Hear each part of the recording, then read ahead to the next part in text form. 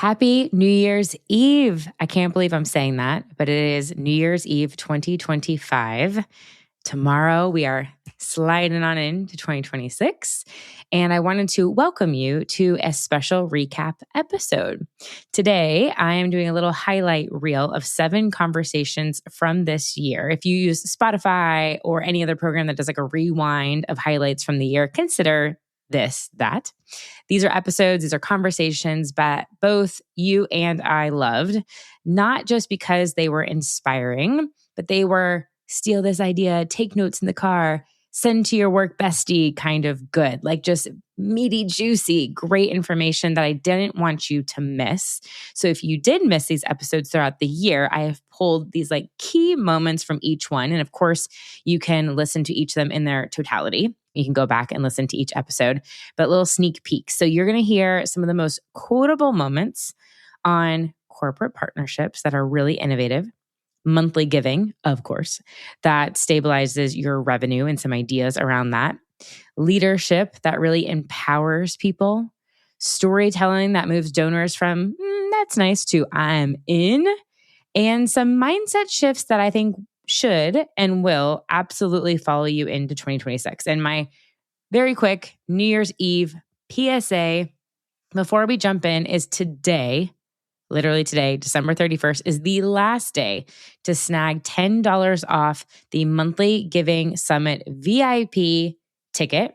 If you want access to all the recordings, if you want a private podcast of the recordings, that early bird VIP ticket is $39 today, and it will go up to $49 tomorrow on January 1st. So if you've been meaning to grab it, do it right now, monthlyGivingSummit.com. Promise the future you, AKA tomorrow's you, will be very grateful. Do not miss. The number one question I literally always get is, will I have access to the recordings? So snag them now. And if you're ready, let's rewind the year together, starting all the way back from January.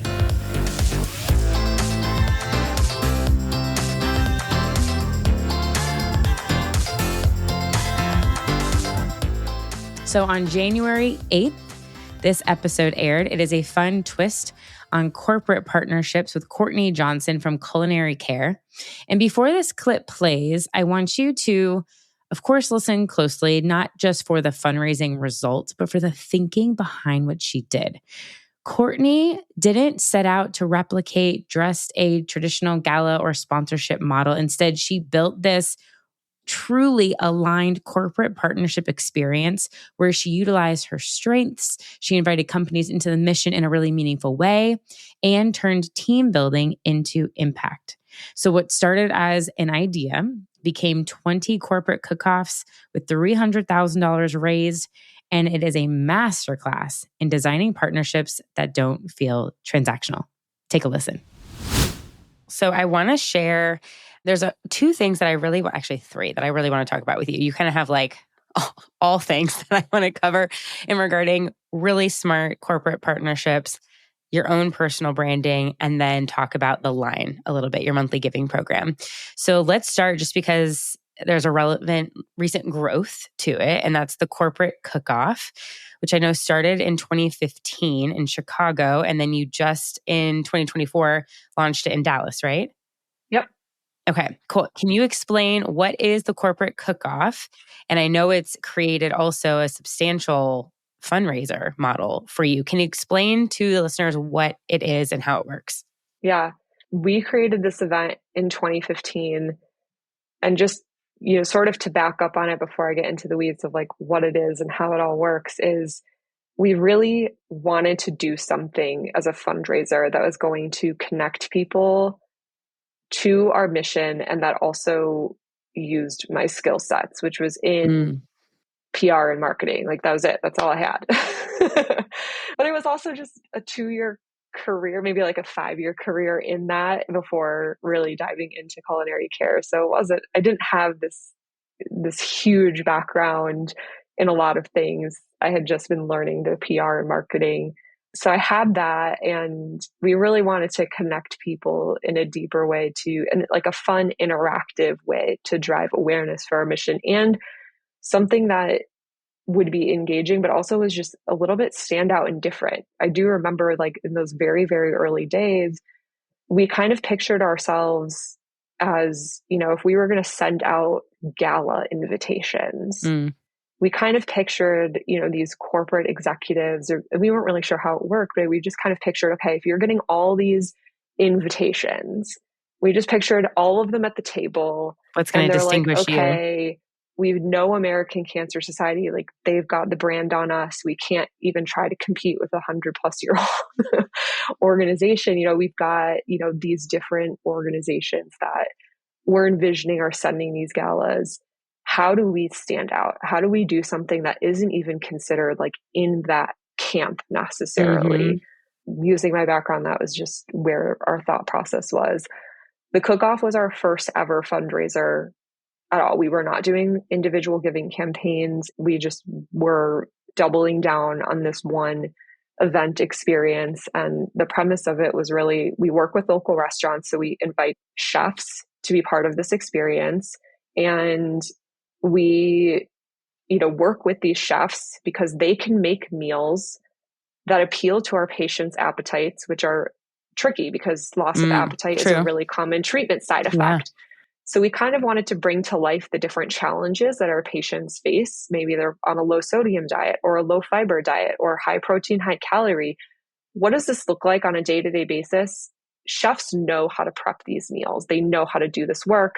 So we invite corporate partners to really kind of get their hands into our mission in a way that isn't necessarily, they don't prep the meals for our patients, but we're still able to educate them and teach them how to do some things. So it ends up being just like a really fun team building experience.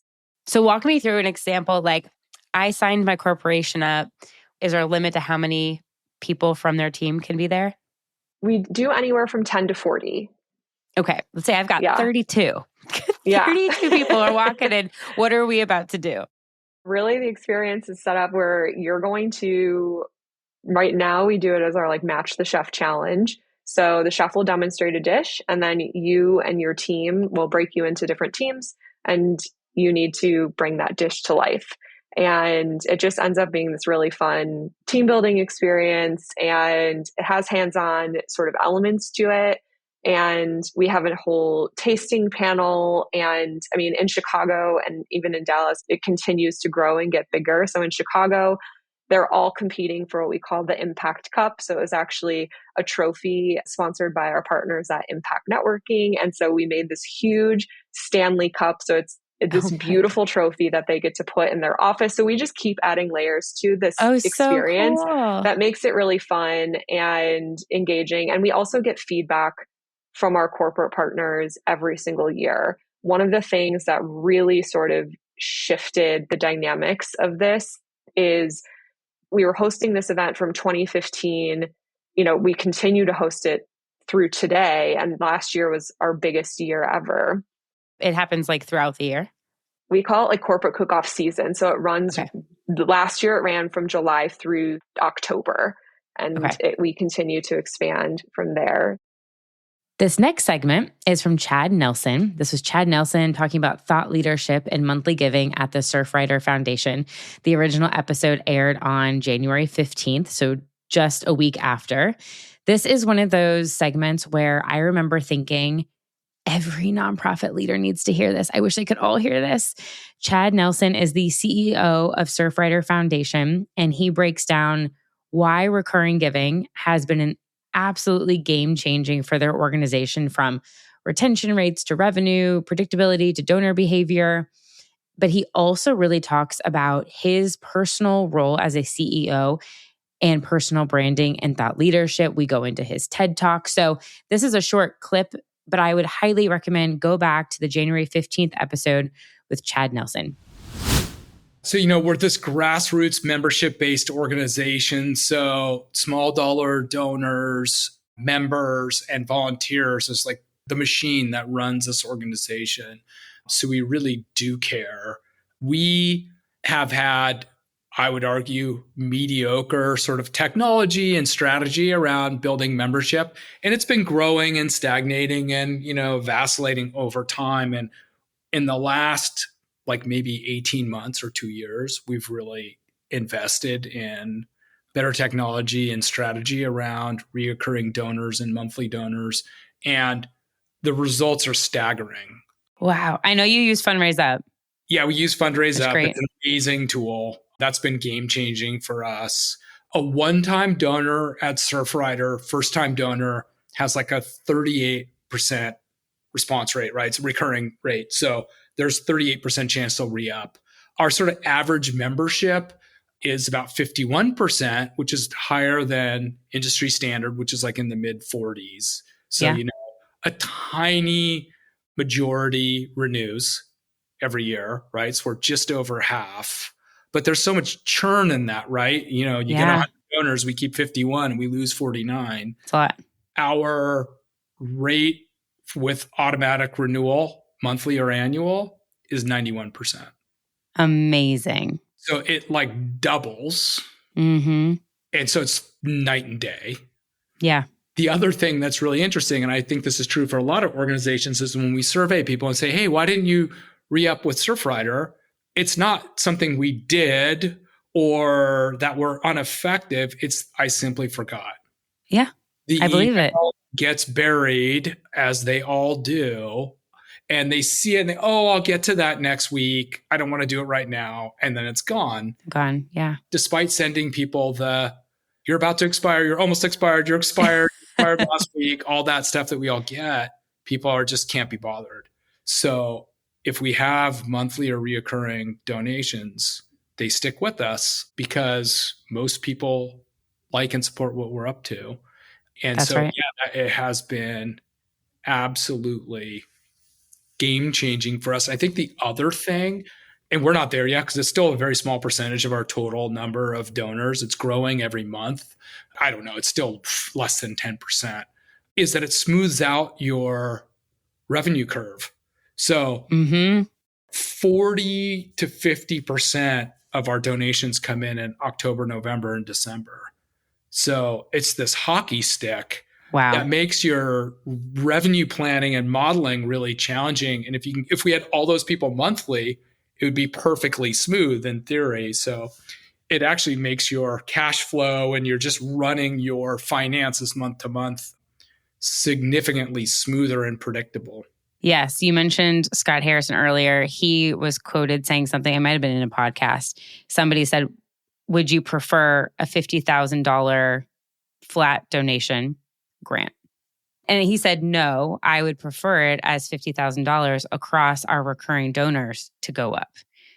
Because then that is, if you have that $50,000 for 1 year, then you're off for the next year. And then you can't do it. You can't do anything about that.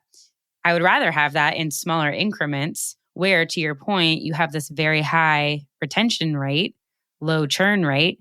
And over the course of years, I talk about this all the time. I've been a monthly donor for Dressember. They're an anti-human trafficking organization for going on 5 years. Yep. And I have consistently given, never questioned, love getting the emails from them, never questioned stopping my gift. Because I know my $24 and some odd change compounded by hundreds of other people is able to do a whole lot more than if I gave $100 as a one-off gift. And to your point, I have a 20-month-old. My life is really busy. It is going to be hard to get my attention again. It just is. Yeah. No, it is. And, if we do something wrong or we take a stance on an issue that somebody doesn't like, they can go cancel it. But at least their number one reason won't be, I just didn't get around to it.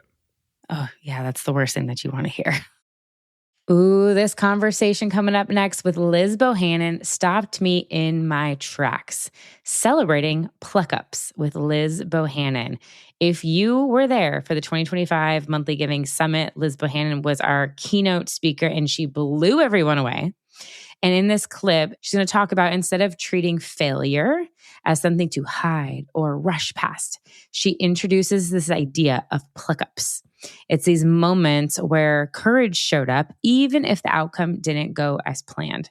So this little clip is about agency, storytelling, community. The stories we tell ourselves after something doesn't work can either isolate us or set us free to try again. So if you are leading people, if you are building things, if you are taking risks, this one, it's good. Take a listen. So obviously we're working a little bit on a play on words here for what a pluck up is, in case anybody's driving the minivan, proud minivan driver right here. I will refrain from spelling it out what we are insinuating here. But the word pluck actually means spirited and determined courage. I think it's one of the best words in the English language. It kind of fell out of fashion in like the 1930s, but I'm really on a mission to try to bring it back. So plucking up or a pluck up, this whole concept is a way of reframing our perceived failures and really coming back to this idea of like, actually, I believe that failure isn't held in like what happened in the story. It's the story we have about the story. And we actually have so much agency with how we engage with what happens to us or the things that we participate in that don't go the way that we thought that they were going to go. And if we don't believe that we have agency over that story, we very quickly come up with one story. And oftentimes that story leads us to shame. It leads us to feeling incompetent. It can lead us to imposter syndrome. And most damagingly, it tends to lead us into isolation. And when I say isolation, I don't mean like you become a old cat lady who doesn't leave her house. I do just mean though that like when we experience shame, our way of protecting ourselves is kind of being like, no one can know. I need to clean this up. I need to move through this really quick. I need to pretend like it's not impacting me. Or I just need, this is the one that breaks my heart the most. That was too painful. It was too embarrassing. It was too stressful. It was too shameful. I just need to play it safer.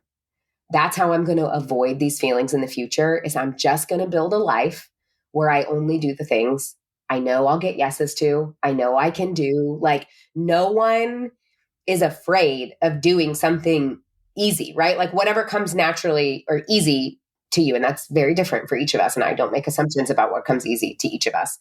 But whatever comes easy to us, we have a tendency to kind of be like, not afraid of it. Obviously, I'm confident that I can do that. I wake up every morning and I do that. And so we start to subtly build this life where we're like, if I don't ever want to feel those experiences of shame, embarrassment, failure, I need to just play it safer in the future. And of course, what we know happens is if every day your days lead to weeks and your weeks lead to months and your months lead to years, and we've built this life where our gifts are not activated, where we don't have purpose, where we're not making an impact. And that's like in the attempt to avoid a micro failure, a failure of a specific initiative, experience, project, outreach, whatever it is, we've now actually contributed to kind of a life of failure to activate, failure to try, like failure to fly. And so by kind of coining and branding pluck ups, my hope is just to completely reframe the conversation that like pluck ups, one, you have agency, not necessarily all the time about what happened to you, because sometimes stuff does happen to us that's out of our control. You may not even have agency of what happened to you, but you have complete agency over the story you tell yourself. So I have a podcast called Plucking Up, and literally the entire topic, the entire like premise of the show, and I won't invite people onto the show. I don't want you to come on and tell me about your highlights and tell me about your wins and tell me about the magical things that just seemed to happen and then worked again and then got bigger. And like, that's great. Fine. You can talk about that on somebody else's podcast. And like, by all means, I'm rooting for you. Great. But this is the space. Like, I want to know the behind the scenes. Like, tell me about when it didn't work. Like, tell me about when you really went for it and you fell on your face. Like, tell me about when you went for the dream and you thought you had it and then the rug got pulled out from underneath you. And then take us back to that moment. And then I want to be in that. Like, what did it feel like? What did it look like? What was that shame story you told yourself? And then obviously you're here on the show and you're doing these things. You moved through it. Help us understand how. How long did you sit in that? Who did you call first? How did you reframe that story, or what did you learn from it? And the entire conversation is about that. And my hope is that we're just creating this library, this like bank of pluck ups, and from people who are doing really incredible things in the world. And my reason for wanting to do that is like the next time you pluck up, instead of telling yourself the shame story of like, I plucked up because I'm an idiot, I can't be trusted, I always do this, I never can do that, whatever that story is.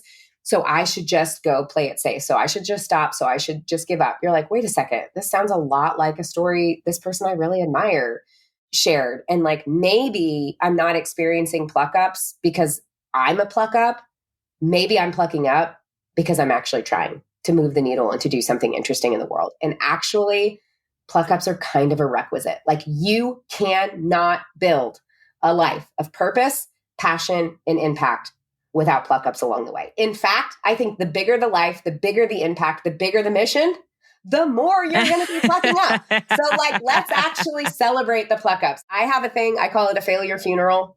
Like, I have literally buried a pair of shoes in my backyard, like physically buried a physical manifestation of a huge pluck up. And I did like a eulogy and I laid it to rest and like talked about it. Because if we don't have the freedom to talk about it and believe that we have agency over the eulogy, the story, then it has agency and control over us. And I want to build a world where leaders and creators aren't just avoiding mistakes, but where they are operating in complete freedom to become who they were created to be and to create the impact that they were made to create in the world. And who know that like a pluck up or 9 or 900 along the way is actually a sign that you're probably on the right track. This next segment aired March 5th, crafting a signature talk with my speaking coach, Heather Sager. So if the idea of pitching yourself or stepping on a stage or speaking in rooms where decisions are made makes your stomach do a little flip-flop, this next one is for you. Heather Sager doesn't just do the traditional, like, just be confident pep talk about speaking. She walks through very practical mindset shifting reframe that moves fear out of the center and puts service and audience impact where it belongs. This clip changed how I think about visibility, not as self-promotion, but as responsibility. And how could that not be more on point for everyone that's probably listening to this right now? Let's check out this segment from Heather. I think the fear thing, I don't know, there's this, I think, myth that somehow the fear goes away if you're scared of speaking. I now just have different fears. I just have like That's very different true. nerves. So I always think about, okay, let's break it down this way. Have you ever heard that expression? Nerves are the same as excitement. Just channel your excitement. Yes. Yeah, right. I am always frustrated by that because I'm like, right, I'm still terrified. Like that, like pretending that I'm excited is not actually working for me. So let's actually talk about how I reframe fear and how I teach my clients to, that I think is a lot more practical and I think very applicable to this specific audience. And it's all around changing our perspective. If you think about it, if you're ever scared to pitch a stage, if you're ever scared to raise your hand and speak up in a meeting, if you're ever scared to, I don't know, even just give a presentation or make an ask in a big room, if you think about that fear, think for a moment, what's going through your head that's paired with this fear? And chances are the thoughts going through your head are, what if I mess up? What if I sound like an idiot? What if they reject me? What if I stumble on my words? All these like thoughts that we have, essentially thinking that we're going to land on our face or people are going to judge us. If you think about the through line in all of those thoughts, it's all about you. Right. You put yourself in the center. And I mean, I understand why we all do this. We all put ourselves in the center of all of our thoughts. But if you want to get over your fear and be more successful in speaking, you got to body check those thoughts and say, hold on, I'm focused on the wrong thing here. What if I start asking better questions and redirect my thoughts in this moment and say, how might they be showing up? What might they be worried about? What might be causing them a lot of stress and a lot of heartache or whatever? And the fact that, which I think about now that you're saying this, which I've never thought about before, most of the time, they have paid and decided to be there. Like, you're not forcing them to sit in that seat. Like, they have walked into the room. They saw your name on the agenda. They're there. They saw your name on a podcast. They are clicking play. Like, that's such an interesting like reframe. And even like from the very beginning, it's like they have chosen to participate in some way. They have. And they're sitting there with their own questions about things, their own stressors, their own problems. And what I love, and this is what I like about who I work with, and your audience will love this too. If you're listening to this, chances are you have information and stories and compassion that helps other people. That's right. So the moment, like think about this click, the moment that you start thinking, who's in the room? What might they be struggling with? What might have happened to them recently related to my topic or whatever else? You can't help but go, well, crap, I can help them with that. And your confidence goes up like 10 floors because you start thinking about, oh my gosh, my heart is to help others. And now you're pointing your thinking to where the people in the room need help. So this is how you make that shift from, oh my gosh, I'm nervous to, oh my gosh, I'm excited. Because yes, as we said before, those energies are the same in our bodies. But if we don't track and redirect our thinking, we're just faking it, right? We're just faking it, pretending we're excited versus actually holding steady going, oh, I know I have something to help them. I know I can help them navigate through this. I know I have something great to share. Okay, we're on to number 5. How the Houston Food Bank grew 5,200 monthly donors. This episode originally aired May 14th, and it is one of the most powerful reminders that stories matter and how we tell them matters even more. In this clip, Ashlyn Jones shares a moment from the field that completely reshaped how Houston Food Bank communicated with their monthly donors.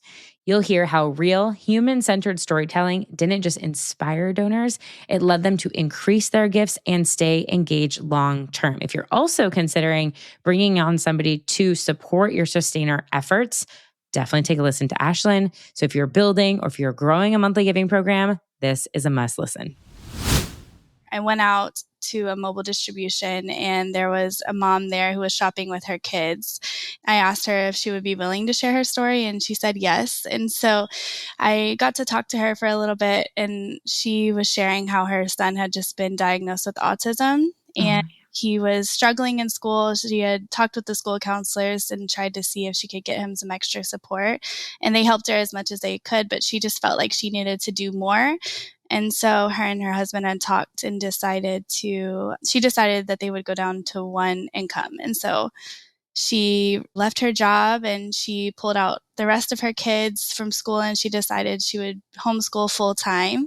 And so by doing that, of course, she obviously now needed a little bit more support since they were on one income, but they did sell their home and they did a lot to make sure that her son was supported. And so she never thought that she would need the food bank services, but now she found herself turning to us for help. And so she was just sharing how much the food that she received at the mobile distribution made an impact, that, it helped her and her family stretch their budgets further. And so whenever I got back to my desk that day, I thought about how can I share this story with faithful friends so that they see just like what they're making possible for people. I think there's this idea that the people that come to the food bank are, they don't work or maybe they're dealing with homelessness and that's really all that they're dealing, that's it. Those are the two kind of people. That's a stereotype. Yeah, like the stereotype.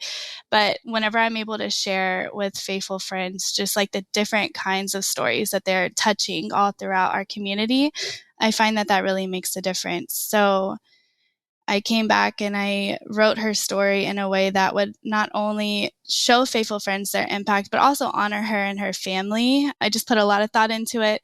And then once we sent it out, there was faithful friends writing back saying, hey, can you upgrade my monthly gift amount? And, and just saying amazing so much for sharing this story. And so that's how I knew, oh, this really does make a difference. Like when you really take the time to really write a story in a meaningful way, it really makes an impact. And so ever since then, I make sure that when I go out and gather different stories that I'm highlighting the neighbor in a way that honors them so that that resonates with our donors.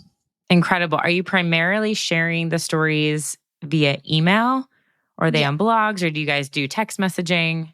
We mostly do email updates. We just started incorporating text messaging into our strategy, but right now we're really only using it during like match campaigns. And so it's just highlighting, hey, we have a match and there's an opportunity to give. But during this next fiscal year, we're definitely going to start incorporating text messaging more. Yeah, I was going to say, oh my gosh, you should totally do that, because I don't know what email open rates are, but I would definitely consider testing it also with just sending like the stewardship retention type of text messages too. That's amazing.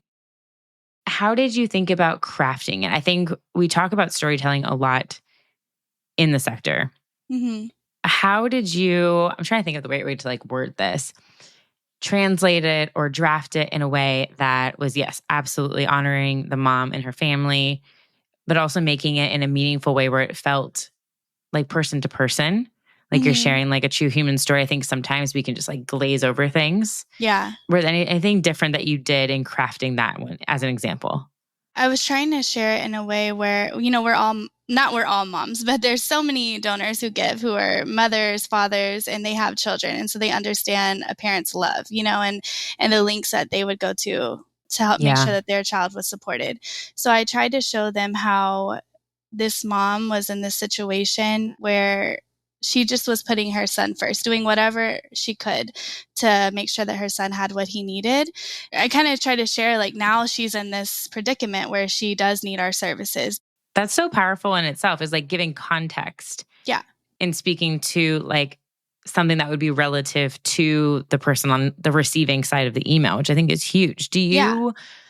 So obviously, if a majority of the growth happened during these difficult times, COVID being one of them, that's 5 years ago at this point when it first started, right? So that's an incredible retention. How often are you communicating specifically with the Faithful Friends group in telling these stories?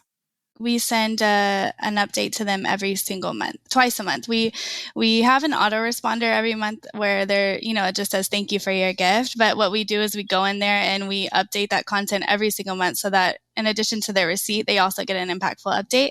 And then we work with RKD to create their monthly update. So they get 2. And so we try to communicate with Faithful Friends often so that they can continue to remember, hey, I'm making an impact. And I think that's been very successful because, like I said, in 2017, when we had an emergency, that's when we started to receive a lot of new monthly donors, and a lot of them are still with us.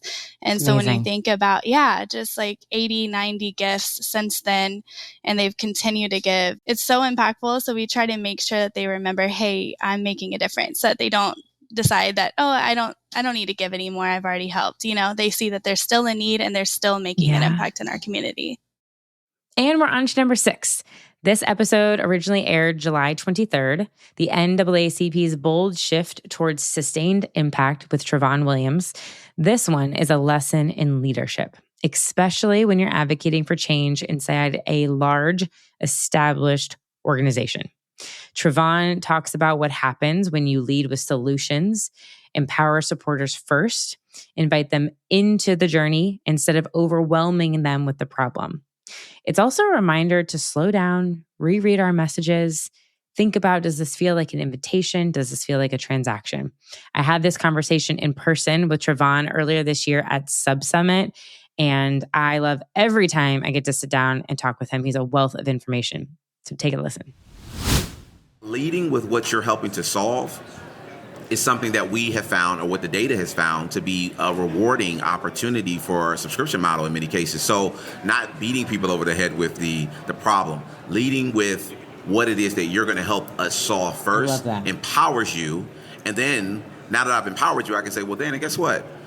This is what we're contending with. Well, now that I've empowered you, now you're helping me to be a part of it, so I can now take you on the journey with me. It just takes on a different level of investment. And what we found within some of our donor base itself is that if we lead with that, lead with what you're helping us to solve, versus saying, this is egregious, this is terrible, do you see what's happening? Right.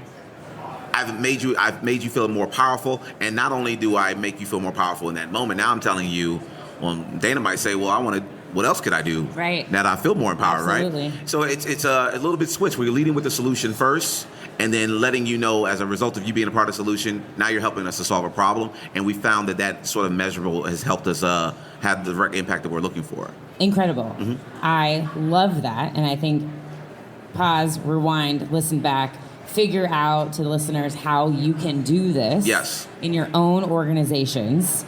And literally have that be something. I think that's something really powerful to think about every time we're going through communication, is sometimes we're working so fast on our website and our emails that like stop, pause. Yep. Let me read this through from the perspective of somebody, not me, who's reading it. And does it express, to your point, what you just said? Oh, is it giving them that, what feeling do I want it to evoke? Yeah. Like, I mean, if we're checking the box as communicators, we're doing this wrong. We can't just say, okay, I sent the email out. We've got a discount. We got to get the word out around the discount. Great. What do you want someone's feelings to be as they receive it, right? If you're giving a discount on, internet access or something like that, telling someone about the benefit of increased internet access, or letting people know that, more people are spending more time on their internet. You want to make sure that you have maximum. I have to lead with what this problem solves first before I lead with it. That sort of engagement makes it more of a dialogue versus a transaction of, here's 25% off. Please, please, please, please, please take advantage of this because I really need the numbers. Yes. Last but certainly not least, number 7, from UCLA to 70 plus cities, building a youth-led movement with End Overdose. This episode aired on October 15th, and we are closing with a conversation that gives me so much hope for the new year. This clip from End Overdose highlights what's possible when young leaders are trusted, supported, and given real ownership. It's about delegation, mentorship, and building partnerships rooted in shared values, not control. So if you care, and I know you do, about the future of leadership, movements, and sustainable growth, this one is an incredible way to end the year. What has allowed me to grow so much as a leader, and what I've seen be so helpful for all of our chapter team members, is really promoting like empowerment of others. Like with our chapter teams, it's so big for me to be able to like delegate tasks to them and trust them to be able to grow their organization on their campus, and really kind of giving the reins to them to do that and giving them the space to do that. Because I think a lot of the times, like, people aren't able to experience that level of growth. They're not able to become true leaders because they're never given the opportunity to do so. So especially for the young people that we work with, giving them the tools to be able to make the right decisions, but allowing them to make those decisions for themselves is something that's so important to me. And I've seen so many of our chapter team members like grow so much in their leadership skills and their ability to delegate tasks to other people, their ability to organize events. And I'm so happy to be part of an organization that really gives young people the space to do that. Because I do think that that's a very rare thing, but a very important thing. Yes, agreed. Real quick, I just want to say to that, I remember we had CMNH, now Children's Marathon Network Hospitals, had like somebody who, because the dance marathon programs were growing so rapidly, had somebody from the national office that came out to visit our school. And I remember we felt so seen, and like as college students, and we felt like we were taken seriously. Like, oh, they're sending somebody from the national office because they're seeing what we're doing and it matters. And I think that's huge. Anytime that there can be that touch point, and one, you're giving the autonomy for the chapter to succeed and really be leaders on their own, but then to have the mutual respect of being like, hey, I'm here to see what you guys are doing. I'm not here to tell you what to do. I'm here to support you, give you resources if you need it, brainstorm if you need it, but not being like coming to watch over. We were always so psyched when we knew that somebody was coming. Yeah, and I definitely think that recognition piece is so big too. And we try to highlight different chapters each week and mention specific things they're doing. Also for our chapter orientation each year, we'll ask chapters from the previous year who maybe did a really good job fundraising to speak with the other teams about successes that they had or challenges that they faced or successes they had in media campaigns. And I think really opening the door and being like, hey, like, these are other people your same age, like doing incredible things. Like, you could do this too. And showing them that like, we do recognize when you guys accomplish amazing things like this is definitely a huge thing. Awesome. In terms of the partnership insight, I think what I always think about when we're either approached by a new partner, looking at another organization or business to partner with, is definitely identifying like our shared values, and then also finding ways for it to be mutually beneficial for both of your organizations. And the benefits might look different for different partners. Like when we're doing work with Insomniac Golden Voice. We're really looking to like increase our media reach numbers through social media campaigns. Also, our training and distribution numbers are really bolstered by a lot of those events. And on their side of things, it's really increasing attendee awareness and participation in the event outside of just attending these music sets, also reducing their overall risk and liability in terms of safety at those events. But I think the most sustainable partnerships really do come from those impacts being seen by both partners on both sides, and them really feeling that the partnership is worthwhile. And that's a wrap. I hope you enjoyed those 7 episodes. I sure did. It's been such a fun year putting together all of these episodes for you on Missions to Movements. If you have enjoyed these episodes, please drop a review on Apple or Spotify or wherever you listen. Send me a note. Let me know which episode, which segment really resonated with you this year. We have so many exciting things planned for 2026 that I am thrilled to have you here. So if you're not already a subscriber, please subscribe, please drop that review, and I will see you in February, I hope, at the monthly Giving Summit. Until then, Happy New Year's Eve and Happy New Year. Thank you so much for tuning into today's episode of Missions to Movements. If you enjoyed our conversation and found it helpful, I would love for you to take a moment to leave a review wherever you're listening. Your feedback helps us reach more change makers like you and continue bringing impactful stories and strategies to the show. Don't forget to hit that subscribe button too, so you'll never miss an episode. And until next time, keep turning your mission into a movement.